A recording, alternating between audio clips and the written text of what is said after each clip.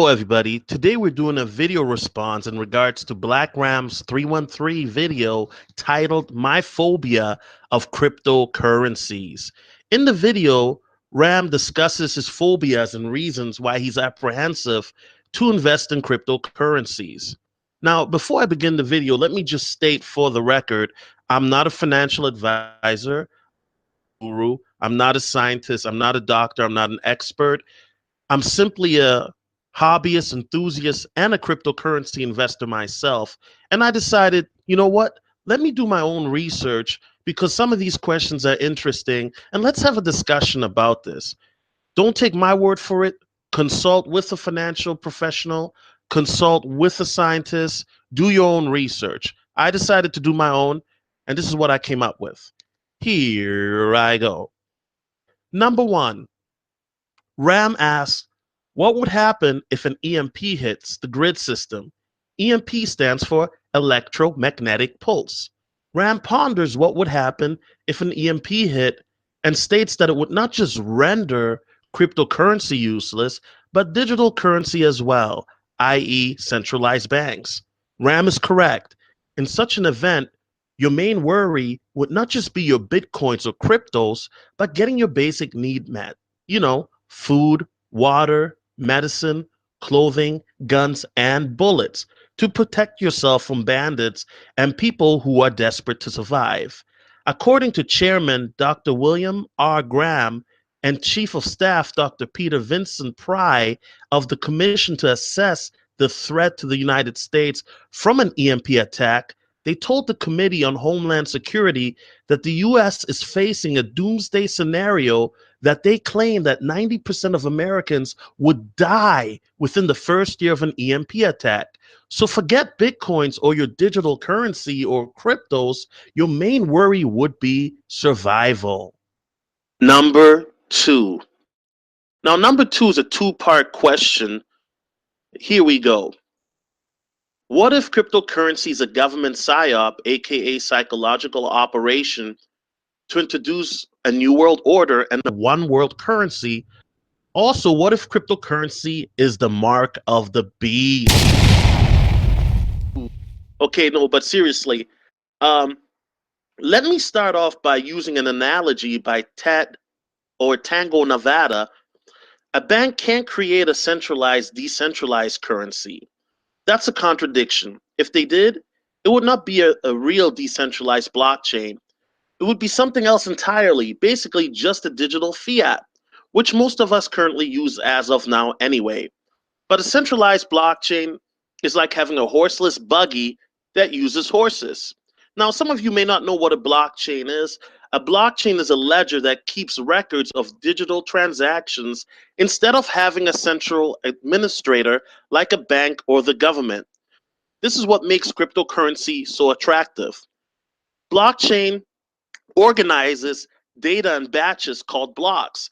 These data batches use cryptographic validation to link themselves together. In other words, each block identifies and references the previous block by a hash value, forming an unbroken chain. Okay, so that's the definition of blockchain for those that didn't know. And in essence, the government already has a fiat or a currency system in place. To make a brand new one that focuses on privacy and anonymity doesn't make sense from a logistical point of view if you're the government. Another point in regards to the mark of the beast, if you're old enough to remember, Christians, Hebrew Israelites were in an uproar when the fingerprint technology was first introduced to the general public. Christians and Hebrew Israelites were also in an uproar when credit cards and debit cards were created. Now you seldom hear anything about the Christians saying anything about these things. Now, I'm more inclined to believe that radio frequency identification chips, also known as RFID, are more probable to be the mark. Why? The chips can be implanted, they can be used to buy and trade. Also, these chips can monitor your health, such as blood pressure, blood sugar, but most of all, these chips can track your location and know where you're at all times. Now, with cryptocurrency, it's built on anonymity as well as privacy. And it's really difficult for that to be implanted. Another thing, though, that comes to mind is what if it's a government psyop? Let's talk about that a little bit more, since I already answered the question. But Ram does bring up an interesting point. Who created cryptocurrency? Now, the first cryptocurrency was created by Satoshi Nakamoto. No one is sure who Satoshi is. There's a lot of speculation that Satoshi was being found out because that Bitcoin was illegal to create. The crazy part is there's so many theories that it'll make your head spin. First, Satoshi Nakamoto's name translates to clear thinking inside the foundation. The media thought it was Dorian Nakamoto, a man from California, but it was not.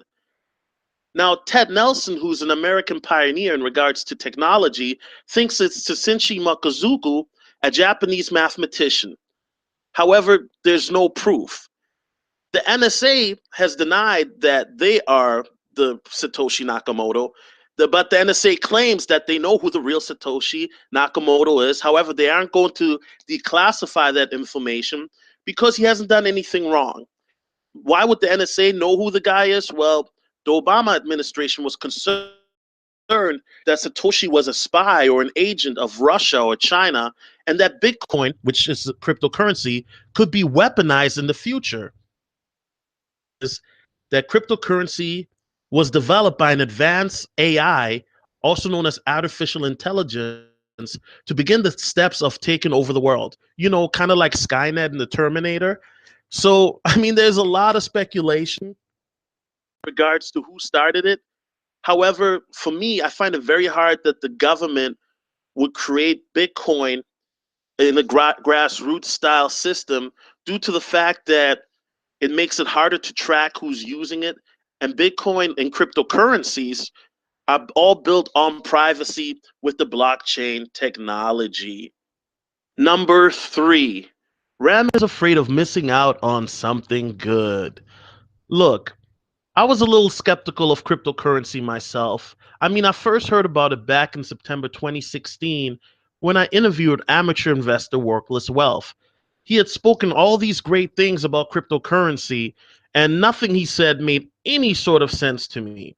It wasn't until I spoke to a millionaire buddy who's very successful with various business ventures when he told me about cryptocurrency that I jumped on board. However, I was still skeptical. Did I throw my entire life savings at it? No. What I did is I took what I call bar money and threw at it.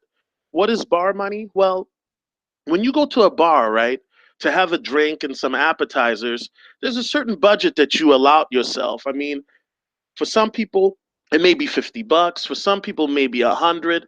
Some people, it may be more. So I decided, you know what, when I go to the bars, usually I spend anywhere from 20 to $50. So I decided, you know what, my first crypto investments, let me throw $100 in.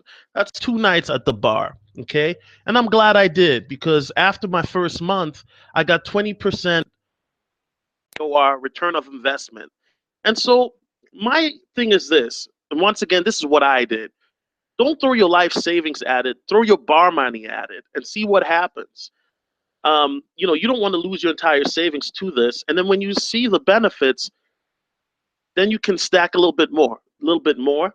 And when you make profits, then you can always skim off the top and then enjoy those profits or reinvest if you choose to do so. Anyway, once again, I'm not a guru, I'm not an investor. All my citations of websites that I read and other videos that I watched to make this videos are listed in the description box. I hope that you found value from this video. If you have any questions, feel free to email me at solotv84@gmail.com. I'm also on Twitter, Instagram, and Snapchat at solotv84. Yep, solotv84. And I hope everybody has a great day. Peace.